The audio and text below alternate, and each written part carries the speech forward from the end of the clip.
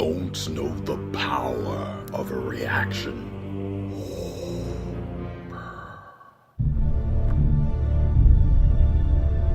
There's been an awakening. Have you felt it?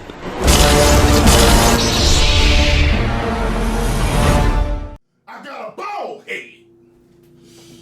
Get over and follow the critical drinker. Tell him Tyrone Magnus sent you. Now, are we ready to laugh? Let's get it. You know, these days I've become pretty desensitized to the idea that new Star Wars shows are probably gonna suck. It's just the natural state of affairs now, so solidly reliable and self-evident that it'd be like questioning whether the sun will rise in the morning, water will flow downhill, or Amy Schumer's new comedy routine will be about as funny as a cancer diagnosis. But this one was different, because as much as Disney has methodically humiliated and destroyed beloved characters like Han, Luke, Leia, Lando, and Boba Fett, there was one that stood tall amongst all this nihilistic postmodernist garbage. One final bastion of good characterization and heroic idealism that remained undefeated.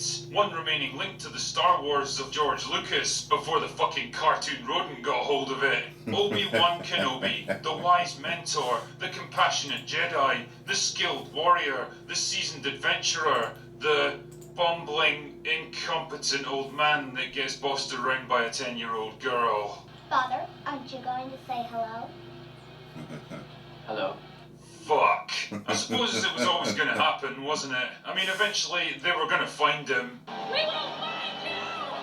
Shut up, Reva. We'll get to you soon enough. Believe that. Anyway, to properly explain how bad this show is, let's have ourselves a good old-fashioned plot summary. So Kenobi picks up about a decade after the events of Revenge of the Sith. Kenobi himself is now living in exile on Tatooine, living a simple, anonymous life, while covertly keeping an eye on Luke to make sure the boy's safe. Nice one, Ben. Sure hope you don't totally abandon this task at the very first episode. He needs you, Obi-Wan. I can't leave the boy. This isn't about the boy, and you know it. Oh, for fuck's sake. So the object of Ben's mission is Leia Organa, a 10-year-old girl who looks like a 7-year-old and runs like a 3-year-old. She gets kidnapped from Alderaan by the world's most incompetent criminals, because, you know, why would the daughter of a planetary governor need a security detail, or a tracking device, or any kind of remote monitoring? Just let the kids run off into the woods, Bale, I'm sure it'll be fine. And because Kenobi is apparently the only person in the entire galaxy that can take on a job like this, he abandons Luke and heads off to rescue her. So he manages to track down Leia and rescue her from the world's most incompetent kidnappers, but it turns out that it was all a trap to lure him in, you see. This is Reva, a strong, diverse female character who's now working for the Inquisitors to hunt down escaped Jedi across the galaxy, and she wants Kenobi real bad. Like she'll literally torture and kill anyone who gets in her way, even the fucking Grand Inquisitor himself. So they escape and head to another planet on the vague promise that there might be someone there who can help them.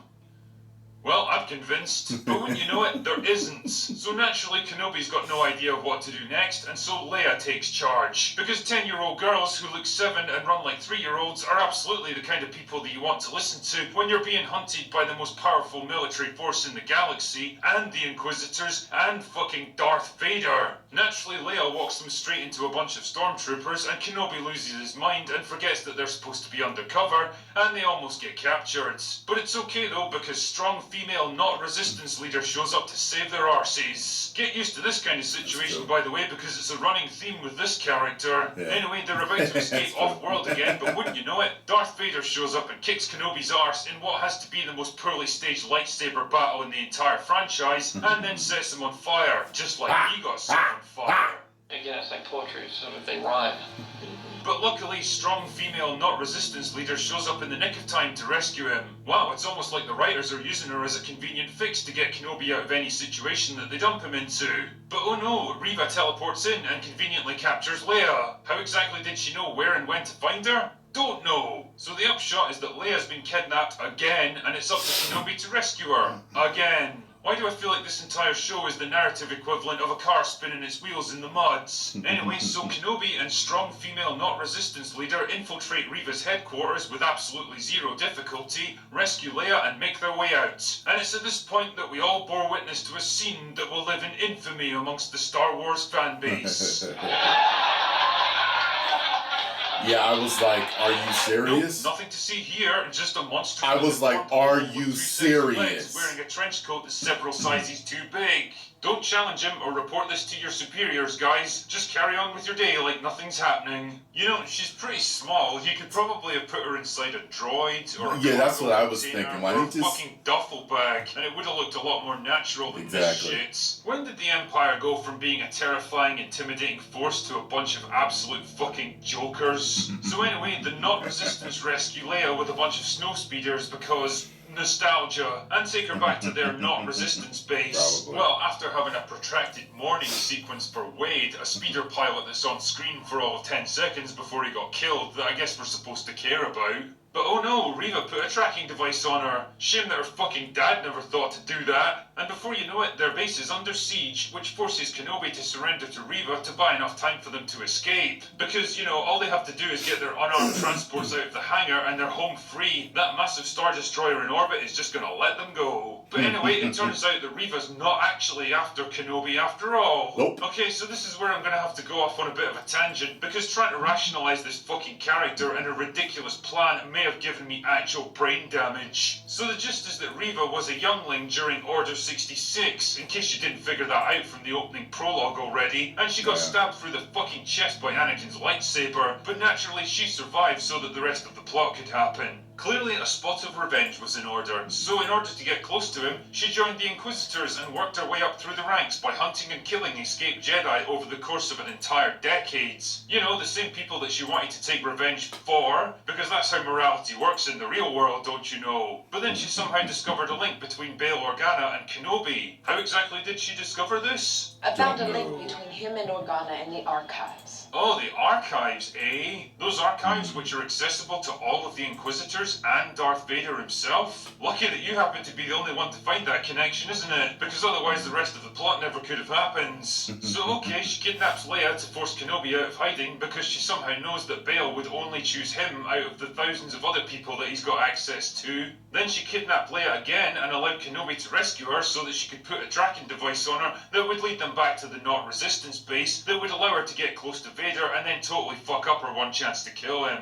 What a genius plan. I can't see literally dozens of ways that this could have failed if everyone involved didn't behave exactly the way you needed them to. Convenience is a wonderful thing, isn't it? Anyway, wouldn't you know it, she fails to kill the character that's clearly still alive in the next movie. Who knew? Then Vader shoves his lightsabers through her chest, again, leaves her to die, again, but she miraculously survives, again. Jesus, you'd think Vader of all people would appreciate the danger of walking away and leaving apparently defeated opponents still alive. Shit, man, even the Grand Inquisitor comes back all of a sudden. Damn, people are just walking off lightsaber impalements like they're nothing now. Anyway, the stage is now set for the final confrontation. Kenobi heads to generic Dark Planet number 57 to draw Darth Vader in and give the Not Resistance time to escape from the completely incompetent Star Destroyer that's been pursuing them. Because I guess TIE fighters, long-range interceptors, or even other Star Destroyers just don't exist in this show. Meanwhile, Reva heads to Tatooine to kill Luke Skywalker. How did she know that Luke was Vader's son? Don't know. So there's a bunch of different I was fighting waiting where for the it, don't know. cinematography is so fucking dark and murky that I could barely even make out what was happening, and then Obi-Wan beats Vader again and then walks away and leaves him. See, shit like this is exactly the reason this story never should have been told in the first place. Obviously, neither combatant can actually be killed here, and since we need this line to make sense... When I left you, I was but the learner. Now I am the master.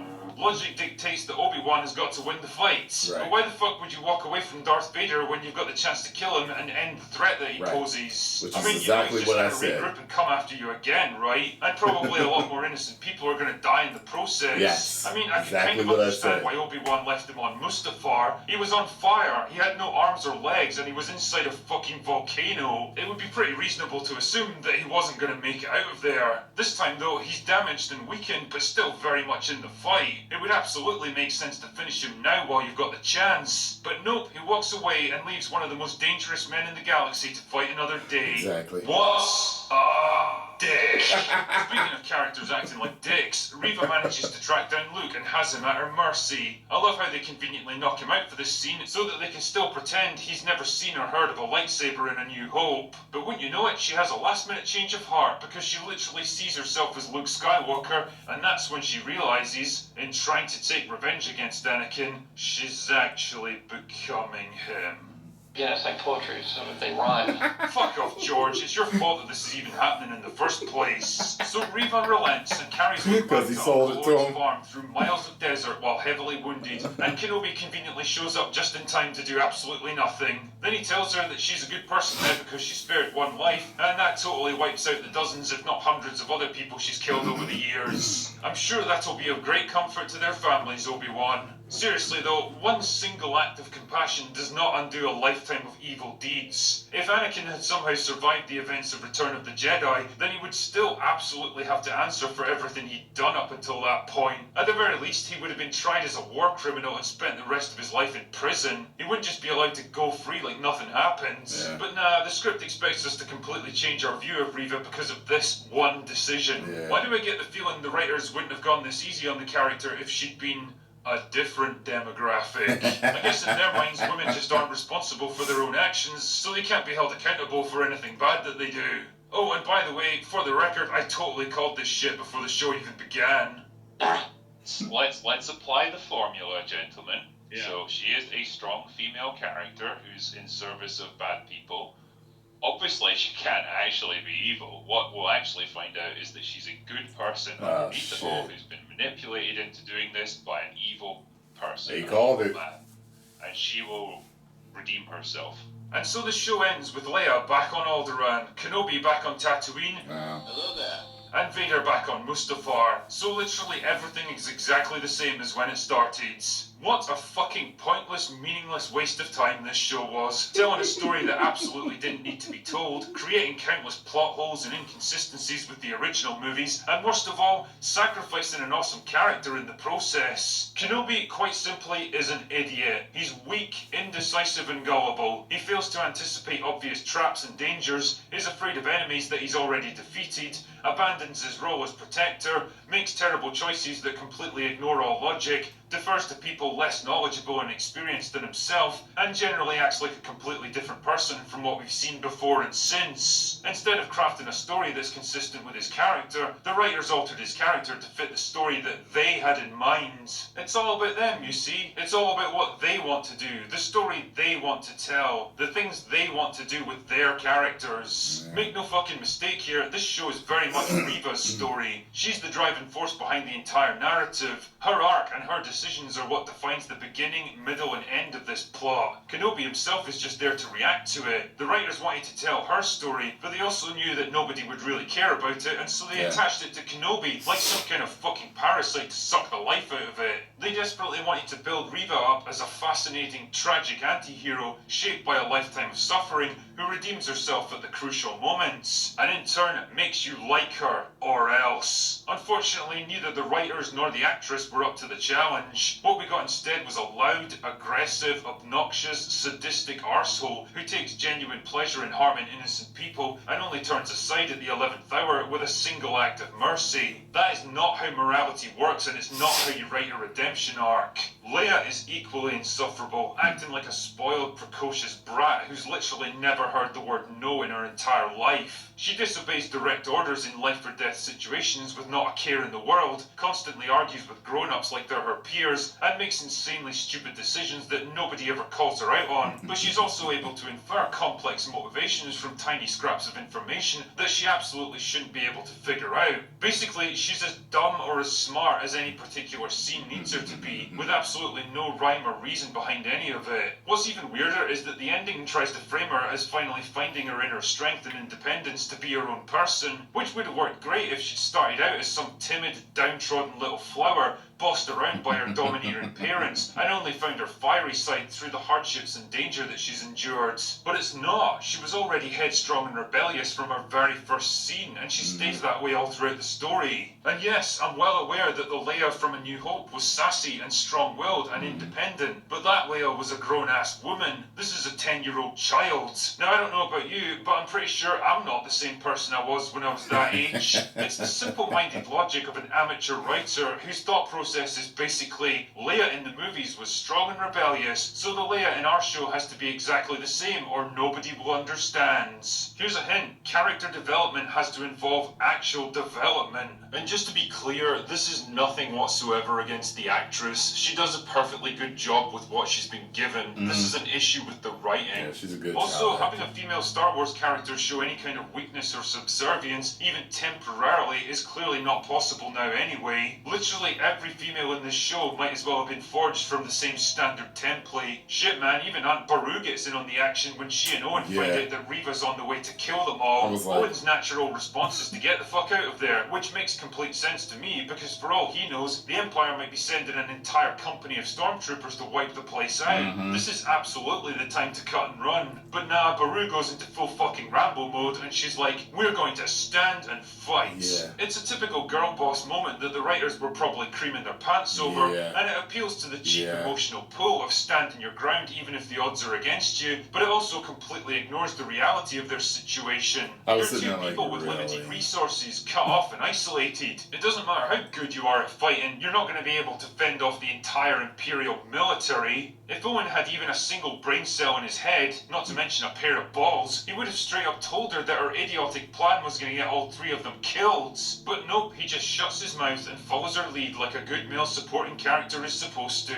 Just do anything for an easy life. This kind of thing is no different from Admiral Holdo, where the script desperately tried to frame a selfish, egotistical, petty-minded and grossly incompetent commander as a paragon of wisdom and self-sacrificing virtue. It's trying to tell you one thing, but showing you something completely different. And it's so funny because the writers genuinely can't understand how badly they've fucked up. It's not just the writing that sucks either. This show has got some of the worst direction and cinematography I've seen since Book of Boba Fett. Do you like watching lightsaber fights where the contrast is turned down so low that you can barely even make out what's going on? Jesus, even Rian Johnson was smart enough to put a bit of colour into his scenes. The set pieces are laughable, clumsy and awkward. Watching Reva trying to run in her bulky armour is like watching Joe Biden trying to take on a flight of stairs. One battle scene with two armed groups shooting at each other from less than 10 yards away and consistently missing. Lightsaber fights almost always take place in flat, open arenas with nothing interesting or dangerous to play against. Oh, and for the love of God, will you fuck off with the shaky cam? It's not the early 2000s, and this isn't a fucking Michael Bay movie. Flashback scenes featuring Obi-Wan and Anakin make it ridiculously obvious that both actors have aged 20 years since they last did this stuff. I mean, seriously, you couldn't spend a few dollars digitally removing some lines and wrinkles from Hayden Christensen? All of it has this weirdly cheap, rushed feel about it, like it had to be done as quickly and efficiently as possible so they could clear out the soundstage and make way for the next Star Wars production. I mean, I could understand something like Boba Fett being done on the cheap, because let's be honest, he's not exactly a flagship character, but this is Obi-Wan Kenobi and Darth Vader you're dealing with. If anyone deserves a decent amount of time and money, it's them. As it stands, it just feels like another generic Star Wars show, no better or more significant or more important than anything else. And it's a real shame because there are some genuinely good moments that hint at what this story could have been in better hands. Ewan McGregor is really going for it at times. He's clearly happy to be back and doing his best with what he has. Uncle Owen actually gets what I suspect was an unintentionally awesome scene where he stands his ground against Reva, knowing he's got no chance of beating her, but willing to lay down his life to give Luke a chance to escape. These little moments show what Kenobi could have been if it was competently written and directed, but unfortunately I'm not here to review what could have been, I'm here to pass judgment on what it actually is. And what it is a complete waste of time and potential. A show that's in such a mad rush to build up its new characters that it trips and stumbles over its own feet, neglecting the very characters it's supposed to be focused on. A show that accomplishes nothing except to tread water, putting everything and everyone right back where they started at the beginning. A show that ultimately fails to answer the biggest question of all. Why does it even exist? Anyway, that's all I've got for today. Go away now. Woo! Ooh, he tore that apart. Good Lord. I don't have the same opinion as him. I have some similar ones. I'm middle of the road with the series. I wish I was the right side of the road like I am with The Mandalorian. And I truly, really did love that series. And I wish I was that way with this. Do you know that when I did my review of the season finale, episode 6, there were people that were telling me, the reason why Anakin's face looks like that is because he was burned. I said they should have de-aged him because they had a throwback scene of Reva seeing Anakin's face when he was young, slaughtering younglings. Okay? And I was talking about the overall series. Seeing them at that age, when you know they weren't at that age, when you know we have the technology to de-age them, and Disney has enough money to put money into de-aging them, that took me out of those scenes. I'm like, God, this is hilarious. This is really hilarious. And I don't want to hear that it was filmed during COVID, so then don't release it until the effects are finished. There's an idea. Delay it. Work on the effects, de-age them. I even saw some people say, well, they did de-age them. Well, they didn't do a good enough job. They really did not do a good enough job, because I've seen de-aging jobs that were way better than that. So I don't want to hear none of that shit. Yeah, you're right, Drinker, about a lot of this shit. Man, oh man. Oh, and there were people saying, well, Tyrone, he couldn't have killed Vader because Vader needs to be alive in the... My God. That's the reason why I tell you guys that if you want to be a YouTuber, you have to be ready for people to not understand you when you say something. But after 10 years of it, my patience is running thin on it. People really thought that I wanted Vader to be killed in that, when I know that Vader is alive in A New Hope. What I'm talking about, which is what the Critical Drinker was talking about, is the stupidity of them having them fight twice like this, and him to leave him again to kill more people and to continue to hunt him and all this other shit.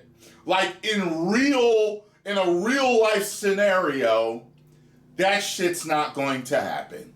You are going to make sure you finish the job this time, considering how dangerous this man is now. He has admitted that he killed Anakin Skywalker, and he's still got a whole lot of hate for you. And you can tell that if you leave him alive, he is going to continue to do what he's been doing. But no, let's leave him there. People make up any excuse they can for stuff, man. Anyway, like I said, go follow the Critical Drinker. If you enjoyed my reaction and review of his work, make sure you hit the like button, subscribe, and share. 10 million subscribers. Woo.